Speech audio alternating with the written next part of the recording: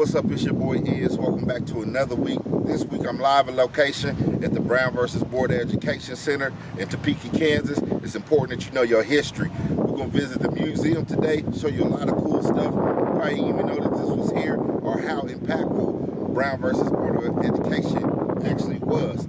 Stay tuned. We'll be right back after this message. Peace. Welcome to my channel. My name is IZ316 or simply IZ. I'm a socially conscious hip-hop artist, community activist, radio and TV personality, and entrepreneur. I've produced and released several albums as well as met some of my favorite artists. But this is my channel and I want to be your favorite MC. Welcome back. So we live today with Ms. Joan Wilson. She's going to be our tour guide today.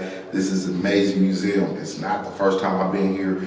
It's a treasure for us, and we got to understand it's right in our backyard. You got to travel all across the state to be here, but this is history that's important for us to understand and learn while we have it.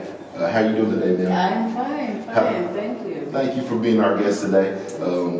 How long have you worked here? I've been here since 2006. Oh, wow. What do you think the best thing is about this museum? The best thing about this museum, the building, our resource, the fact that this building has been here since 1926. 1926. And that has been preserved. And it was formerly a school, right? It was a school. It was a segregated school for African American children. So at the time in Kansas, the practice under Plessy v. Ferguson was separate with equal law. The practice was permitted segregation. And permitted segregation afforded the school board, or gave the school board the flexibility to separate children when the community was large. So we only practiced this kind of segregation officially beginning in 1926 when the population of Topeka was over 15,000 and the school board said, okay, now we can build schools for black children and schools for white children. And for those who may not understand, can you give them a quick synopsis of what Brown v. BOE Education was? So Brown v. Board of Education was a Supreme Court decision that was handed down May 17, 1954. And what it pretty much did was it called for the integration of all public schools nationwide throughout the country. Before Brown v. Board, America practiced what we called, well, it was a kind of a dysfunction kind of separation or integration. So in the northern states, schools would have been integrated. In the Midwest and 3 other states, it would have been, permissible segregation, so you did when your community was large. In the southern states, segregation was mandatory, so every child, a black child, did not go to school with a white child. So what that did was it caused disenfranchisement. It caused a lot of harm as far as education is concerned. What it pretty much did was locked African American children out of quality schools. And so Brown overturned or changed Plessy v. Ferguson, the law that said separate but equal was okay. So Brown said, okay, now any child can go to any school in their neighborhood, regardless of the color of their skin. Absolutely. And this was a landmark decision that happened right here in Topeka, Kansas. That's why it's important for you to know your history and where you're from. So we're going to go take a tour. Stay tuned in.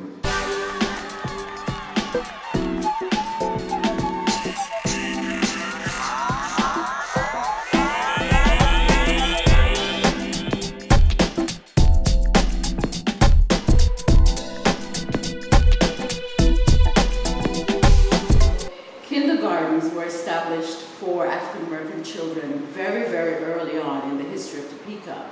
There was a place called Tennessee Town, which is where many of the exodusters, the people who came from the South after the Civil War, this is the place they kind of found their niche. And so within the Tennessee Town area, your first kindergartens would have been built.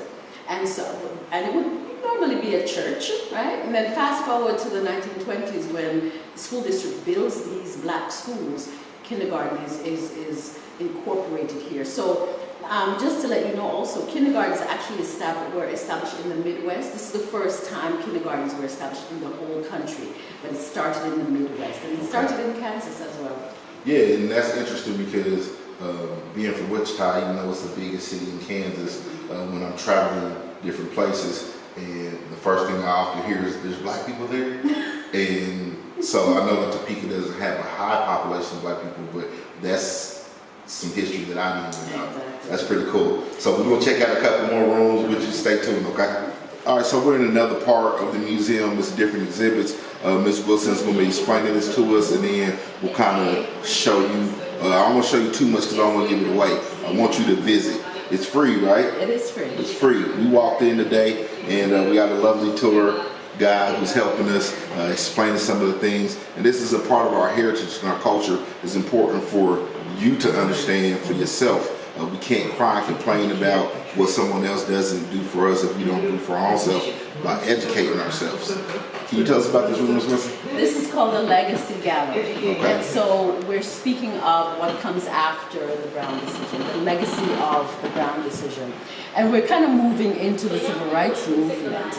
We like to say that the Brown decision was the catalyst for the civil rights movement and movements after that. Right. So we are happy to have more current images of movements today, Black Lives Matter, Me Too, and also images of our first African American president. Absolutely. This space. And Mr. Cummings here, who just unfortunately just passed.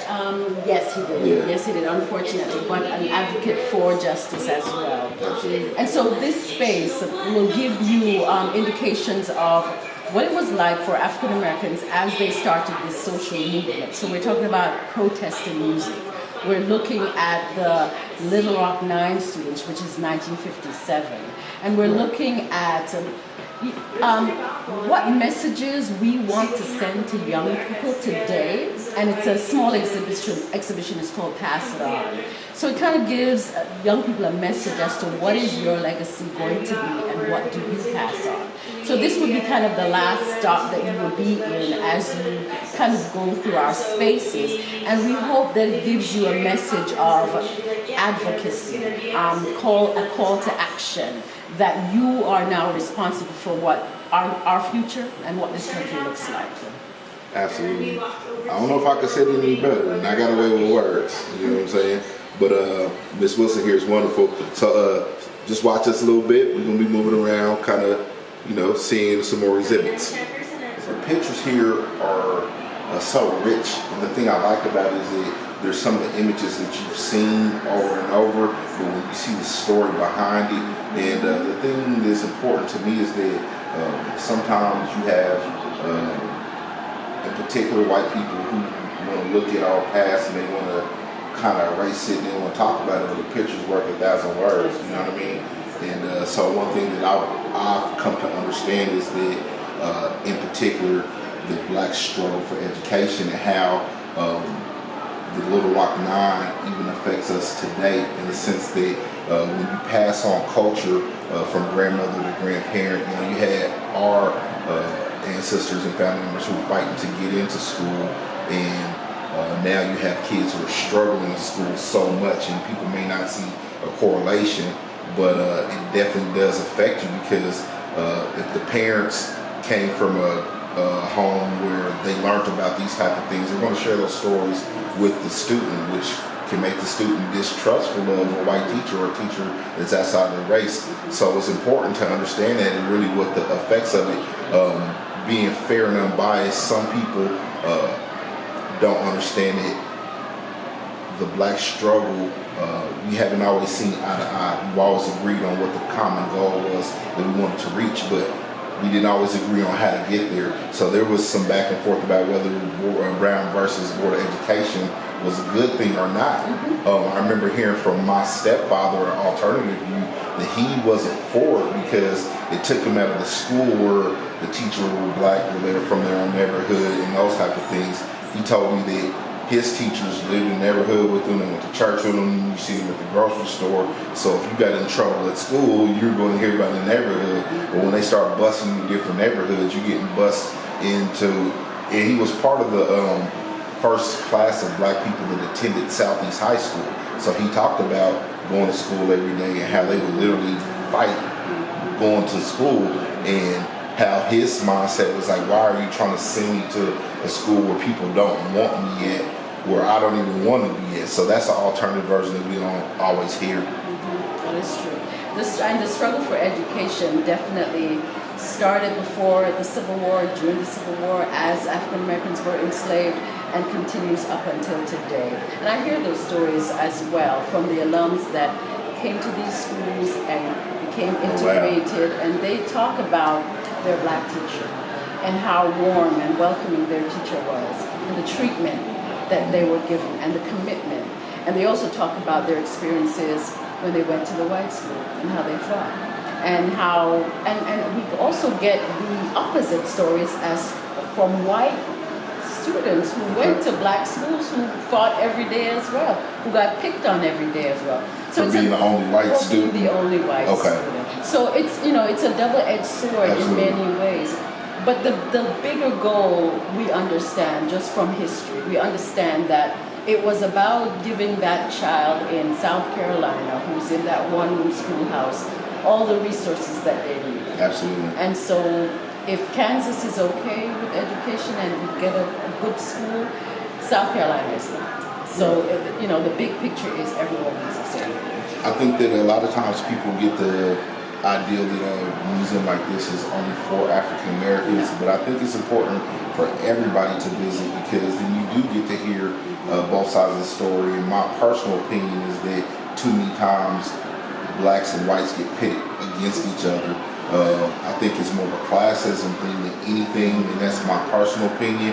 And I think that when we stop to look at that, and when whites come and visit this and they see the things that happen, they have a moral choice whether they want to continue the legacy of the past or whether they want to build bridges to the future. Exactly. And I hope that they choose bridges to the future. Absolutely. So, man, it's been a great. I appreciate Ms. Wilson so much. It's just funny how God sends you people when you need them. I don't want to show you too much of the museum because I want you to come see it. And even more than come see it, you got to support. You got to donate. You got to give back. Ms. Wilson, can you please tell people how they can give back to the museum? Well, visitation. Visitation, it generates us. So we are a free parks, but the numbers count. And we get that from school groups and so forth, but just regular everyday people that bring their family members here to the museum is what we love. And so it's the education, passing on that education as well. So Ms. Wilson shared with me that she's from Jamaica. I absolutely love her accent, and I just think it's beautiful because what you're seeing here is black people from all over the globe coming together to help each other. And at the end of the day, that's really what we need. Can I give you a hug, Ms. Wilson? Yes.